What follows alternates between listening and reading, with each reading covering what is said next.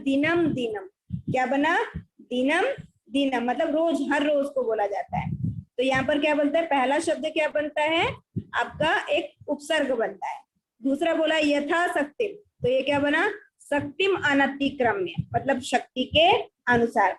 ये आपका सामासिक शब्द है, ये समास का विग्रह है। क्या है? समास का विग्रह। यथाशक्ति अवयवी भाव का समास का एक उदाहरण है, और शक्तिम अनतिक्रम्य क्या है? इसका सामासिक विग्रह, समास का विग्रह करके बताया गया है। यथाशक्तिम, तो ये क्या बना? शक्तिम अनतिक्रम्य, मतलब शक्ति के अनुसार। उपनदी, उप यहाँ पर क्या है? उपसर्ग है। उपनदी, तो क्या बनेगा? नद्याम समीपे। पहला शब्द या तो अवयव या तो क्या होता है? एक उपसर्ग, दूसरा शब्द संज्ञा होती है। तो यहाँ पर इसका समास विग्रह क्या हो जाएगा? नद्याः समीपे, मतलब नदी के समीप। समझ में आया? अवयव भाव समास क्या होगा?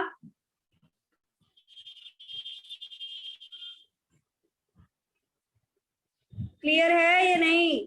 Yes ma'am, clear. Yes ma'am. Yes ma'am. हाँ, अगला देखते हैं तत्पुरुष समास। तत्पुरुष समास में वह समास जिसमें अंतिम पद प्रधान होता है और विशेष्य होता है। पहला पद संज्ञा होकर भी विशेषण जैसा रहता है, दोनों पद के बीच कारक चिन्ह का लोप हो जाता है, वहां तत्पुरुष समास होता है। अब देखो यहाँ पर क्या बोला? अंतिम पद को प्रधानता दी गई है, मतलब अंतिम पद क्या होगा? प्रधान होगा, और पहला पद कोई संज्ञा होगा। ठीक है, अब जैसे यहाँ पर लिया गया द्वितीय तत्पुरुष बताया जा रहा है, दुखातीत, मतलब दुखम अतीत, दुख से पार गया हुआ। तो पहला शब्द यहाँ पर क्या होगा? पहला शब्द आपका एक संज्ञा होगा, संज्ञा रहकर भी विशेषण बन जाता है, और दूसरा शब्द क्या बोलता है? उसको प्रधानता दी जाती है, अंतिम शब्द प्रधान होता है। तो दुखातीत, दुखम अतीत, मतलब दुख से पार गया हुआ। फिर अग्निदग्ध, मतलब अग्निना दग्ध, ये समास विग्रह है और ये सामासिक पद है, आग से जला हुआ। गुरु दक्षिणा, गुरुवे दक्षिणा, मतलब गुरु के लिए दक्षिणा। ठीक है, यहाँ पर आप क्या देख रहे हैं? कारक चिन्ह का लोप हो जाता है, मतलब जब ये समासिक पद बनता है तो कारक चिन्ह का इसमें लोप हो जाता है। जैसे इसके अर्थ में क्या दे रहे हैं? गुरु के लिए दक्षिणा। के आपका क्या होता है? कारक शब्द होता है ना, के लिए। विप्रे धेनु, विप्र धेनु। ठीक है, तो विप्राय धेनु, ब्राह्मण के लिए गाय। ठीक है, अगला देखते हैं। पंचमी तत्पुरुष बताया गया है, चौर भयम, मतलब चौरात भयम, चोर से भय।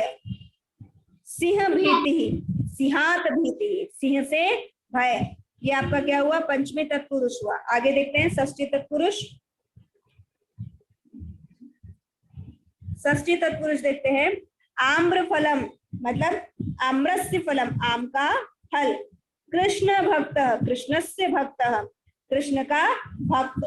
सप्तमी तत्पुरुष में दिया है कार्य दक्ष, कार्य दक्ष, मतलब कार्य में चतुर, दक्ष होना मतलब निपुण होना।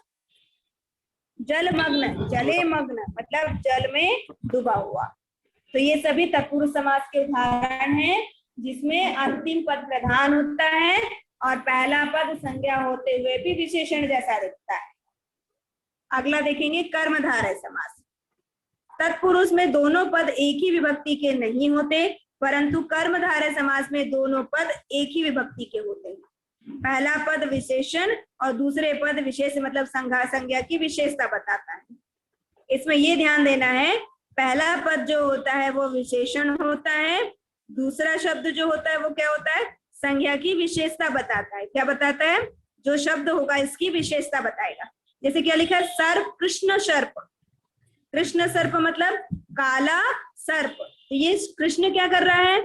पहला शब्द क्या हो रहा है? इस संज्ञा की विशेषता बता रहा है। सर्प कैसे होगा? काला होगा, जो सांप होगा वो कैसे होगा? काला होगा, इसलिए कृष्ण सर्प। दूसरे शब्द की, जो दूसरा शब्द होता है, ये पहला और ये दूसरा, दूसरे शब्द की विशेषता पहला शब्द बताता है, तो वहां पर कर्मधारय समास होता है। जैसे क्या लिखा है? अब इसका समास विग्रह करेंगे तो क्या लिखेंगे? कृष्ण चासो सर्प, मतलब काला सर्प। उसके बाद ये लिखा है नीलोत्पलम, नीलम च उत्पलम, ये भी इसकी विशेषता बता रहा है। किसकी? नीला कमल। घन श्याम, घन इव श्याम, घन इव श्याम मतलब बादल के समान श्याम। महाराज, महाराज, महान चासो राजा, महान यह राजा। तो राजा की विशेषता क्या बता रहा है कि वो क्या है, महान है। जहां पर दूसरे शब्द की विशेषता पहला शब्द बताए उसको कर्मधारय समास कहा जाता है। समझ में आया? Yes ma'am. सबको समझ में आ रहा है? Yes ma'am. Yes ma'am. ठीक है, आगे देखते हैं। आगे देखिए क्या लिखा हुआ है, द्विगु समास। कर्मधारय समास में जब प्रथम पद संख्यावाची और द्वितीय पद संज्ञा हो तो वहां द्विगु समास होता है। द्विगु समास में सिर्फ आपको ये ध्यान रखना है, पहला शब्द जो होगा वो क्या होगा आपका संख्यावाची। जैसे देखो चतुर, चतुर मतलब 4, त्रि मतलब 3, त्रि मतलब फिर से 3, मतलब पहला शब्द आपको क्या दिखाई देगा, एक संख्यावाची शब्द दिखाई देगा। जैसे लिखा चतुर्युगम, चतुर्युगम मतलब चतुर्नाम युगानाम समाहारा। इसका समास विग्रह इस तरह से किया जाता है, हर शब्द में समाहारा लिखा जाता है। चतुर्नाम युगानाम समाहारा मतलब 4 युगों का समूह। त्रिलोक, त्रयाणाम लोकानाम समाहारा, 3 लोकों का समूह। त्रिभुवन, त्रयाणाम भुवनानाम समाहारा मतलब 3 भवनों का समूह। ठीक है, 3 भुवन जो होंगे उसका समूह। द्विगु समास का सिर्फ यही पहचानने का तरीका है कि पहला शब्द हमेशा संख्यावाची होता है। समझ में आया? Yes ma'am. आगे देखते हैं।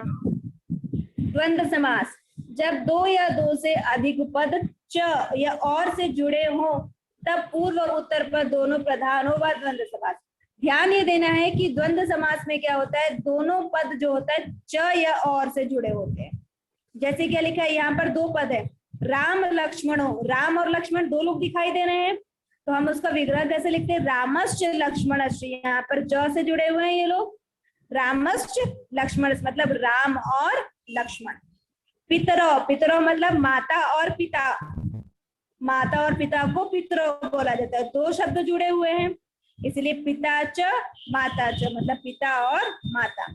हरि हरो, 2 शब्द एक साथ फिर से जुड़े हैं, हरिश्च हरश्च मतलब हरि और हर। तो जहां पर 2 शब्द एक साथ च से जुड़े होते हैं वहां पर द्वंद्व समास होता है। समझ में आया द्वंद्व समास?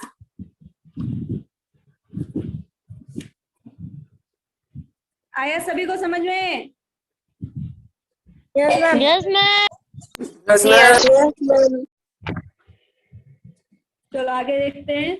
बहुब्रीहि समास, जिस समास में आए 2 या 2 से अधिक पद मिलकर किसी अन्य शब्द की विशेषता स्वरूप और उन पदों के अतिरिक्त अन्य के अर्थ का बोध कराए उसे बहुब्रीहि समास कहते हैं। बहुब्रीहि समास का मतलब ये होता है कि वहां लिखा जो शब्द रहता है वो किसी और की विशेषता बताता है। जैसे मैं आपसे पूछूं हाथ में चक्र किसके होता है बताइए, हाथ में चक्र किसके होता है, कृष्ण के होता है। तो यहाँ पर देखो क्या शब्द बना है, यहाँ पर देखो क्या बताया, अन्य का अर्थ प्रधान हो, विग्रह करते समय यत शब्द के लिए किसी रूप का प्रयोग किया जाता है। जैसे यहाँ पे लिखा है चक्रपाणी, क्या लिखा है, चक्रपाणी मतलब जिसके हाथ में चक्र है, अर्थात किसकी बात कर रहा है ये, कृष्ण की बात कर रहा है। देखो चक्र पाणो यस्य सह, क्या बोला, चक्र पाणो यस्य सह, ये इसका विग्रह है। मतलब जिसके हाथ में चक्र हो अर्थात श्री कृष्ण के बारे में कहा जा रहा है। चंद्र शेखर, चंद्र शेखरे यस्य सह मतलब जिसकी चोटी में चंद्र है। कौन से भगवान की चोटी में चंद्र देवता होते हैं, शंकर भगवान। हाँ, पीताम्बर, पीतम अंबरम यस्य सह जिसके वस्त्र पीले होते हैं। कौन वस्त्र पीला पहनता है, मैम विष्णु भगवान, विष्णु जी। तो यहाँ पर क्या होता है, जो शब्द लिखा रहता है वो अन्य किसी की विशेषता बताता है, ठीक है, तो उसको हम क्या बोलते हैं, बहुब्रीहि समास। समझ में आया? Yes ma'am. सभी को समास क्लियर हुआ कि समास कैसा है, क्या हो रहा है उसके अंदर? Yes ma'am. 6 समास होते हैं और 6 समास का अलग अलग। यहाँ पर आपको विग्रह युक्त पद दिए गए हैं, यहाँ पर आपको समासिक पद और यहाँ पर समास का नाम लिखना है, ठीक है, ये आपका होमवर्क है। मैम संस्कृत ग्रामर पढ़ा रहे हो? संस्कृत ग्रामर पढ़ा रहे हो? तो अभी संस्कृत का ही तो पीरियड होता है ना बेटा।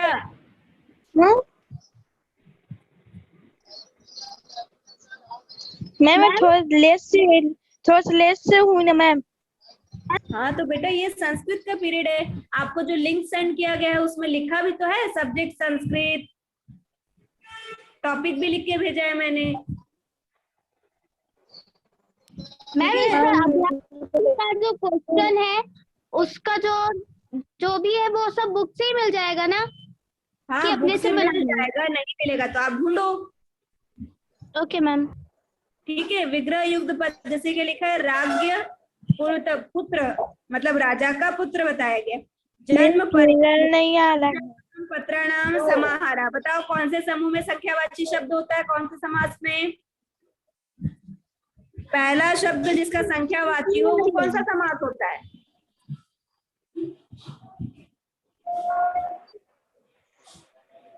अभी बताए थे ना, जिसका पहला शब्द संख्यावाची हो।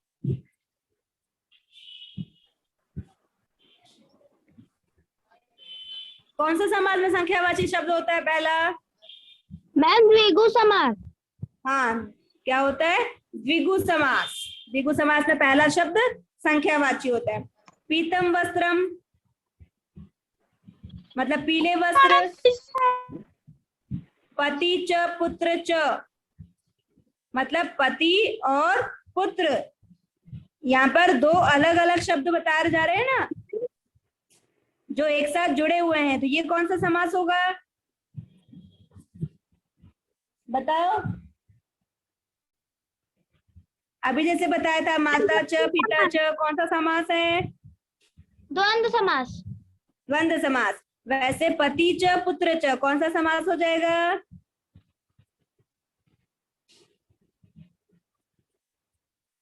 द्वंद्व समास। कौन सा समास? द्वंद्व समास। द्वंद्व द्वंद्व समास। समास। उसके बाद जैसे लिखा है लंबम उदरम यस्य सह, जिसका उदर लंबा हो, बड़ा हो, मतलब जिसका पेट बड़ा हो। कौन से भगवान होते हैं जिनका पेट बड़ा होता है? गणेश। हाँ, गणेश। ये कौन सा समास हो गया बताओ, जिसमें किसी की विशेषता बताई जाती है? कौन सा समास में होता है बताओ जल्दी।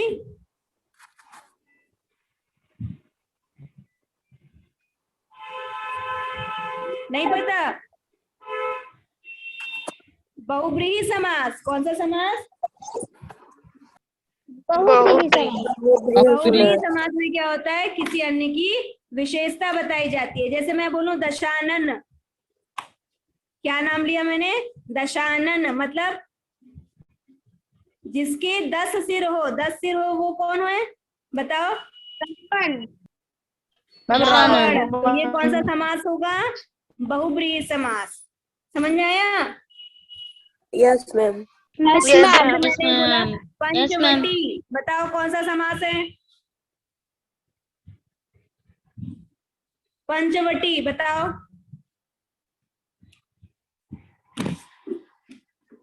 पहला शब्द संख्यावाची दिखाई दे रहा है पंच। पंच मतलब 5। कौन सा समास में संख्या आती है?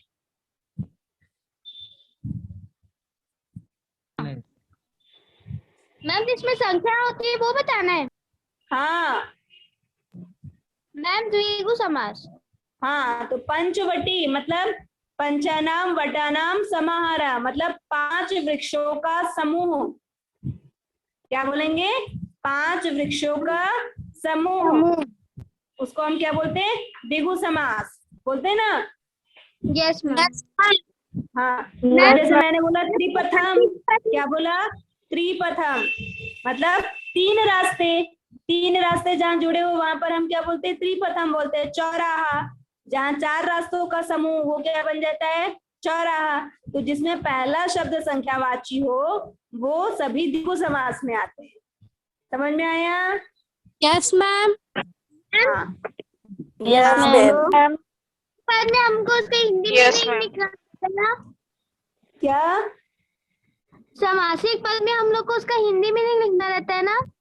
नहीं बेटा, समासिक पद में जैसे यहाँ पर आपको क्या लिखा है, पंचानाम पत्राणाम समाहारा, मतलब 5 पत्तों का समूह ये दिया है। तो ये आपका विग्रह करके दिया गया है। क्या दिया गया है? विग्रह करके दिया गया है, आपको उसका शब्द बनाना है। Yes ma'am. ठीक है, पंचानाम पत्राणाम समाहार मतलब 5 पत्रों का समूह। तो आप इसको क्या लिख सकते हो?